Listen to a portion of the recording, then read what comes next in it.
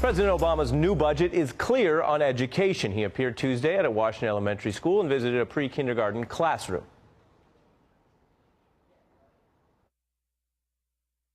And this is part of the reason why we're here today, that education has to start at the earliest possible ages. So this budget expands access to the kind of high-quality preschool and other learning programs to give all of our children the same kinds of opportunities that those wonderful children that we just saw are getting right here at Powell.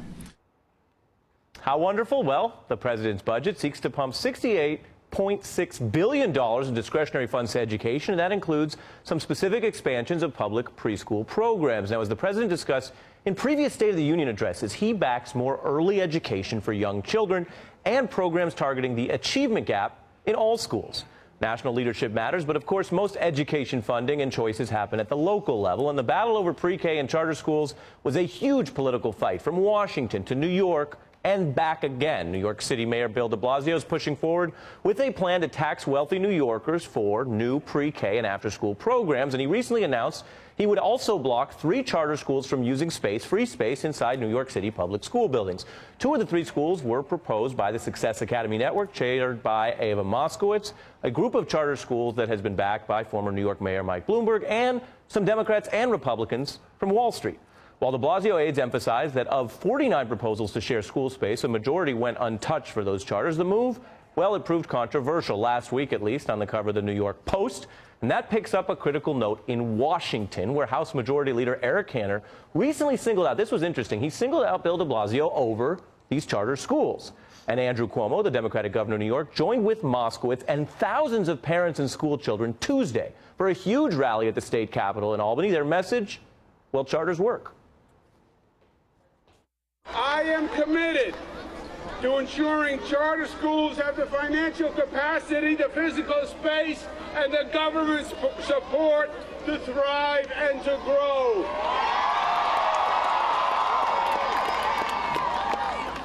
Mayor de Blasio led his own rally 2 blocks away, returning to push his plan for universal pre-K.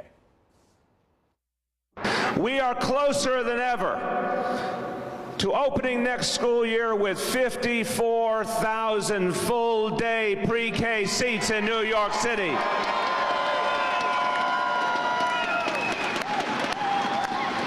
That's tens of thousands more full-day seats than we have today, and that is a game changer for our children, a game changer for our families. Joining us now to talk about the schools, the drama, and the students, Pedro Noguera, professor of sociology at NYU and executive director of the Metropolitan Center for Urban Education, and Regina Dowdell, a parent of a New York City charter school student and a parent leader for Families for Excellent Schools. What's wrong with that?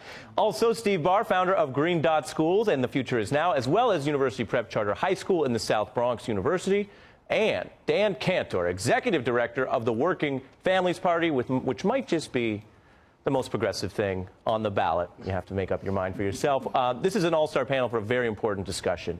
I want to start with you, Pedro. Your view of this battle, both how it relates to students, because we care about policy, and why it's attracting such political heat this week. Well, it's attracting heat because charter schools have emerged as an alternative to the traditional public schools. And some of those schools are quite good, and I'm sure we'll hear more about that later.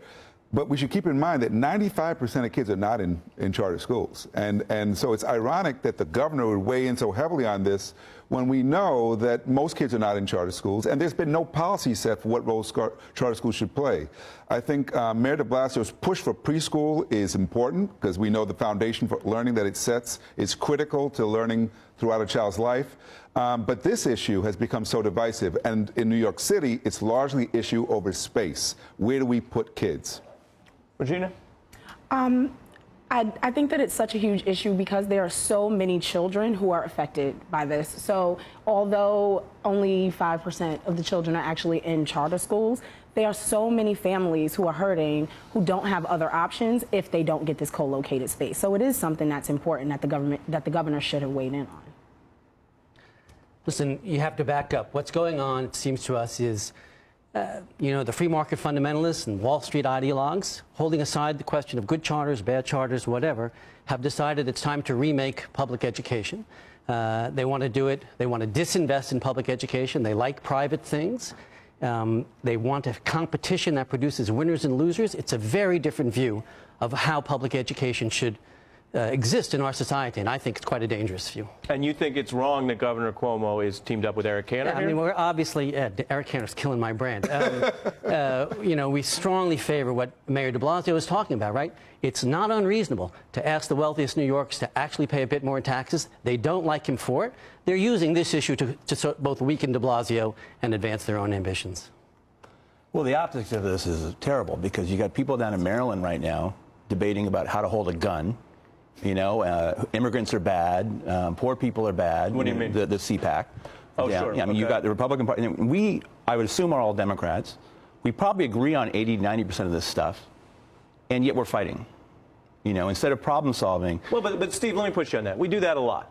We do that in the media. We do it in politics. We do it in family. I don't come home to my family and talk about only the stuff we agree with. Sometimes we focus on the 5% of the table that we disagree with. You've been in this movement, and you've been something of a middle ground because you've said you don't necessarily want charter schools to be anti-union. You want to have something that can scale. But when you want something that can scale, what you're saying is you want a different type of education in America. When a great school, I don't care if it's a traditional public school, charter public school, whatever's working, stop trying to water down the results and fight it.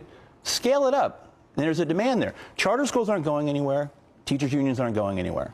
And so the example you referred to in the South Bronx, I founded a school at Randy Weingarten, and it's a unionized school. It's a high school, and it's the fourth best high school in the city of New York.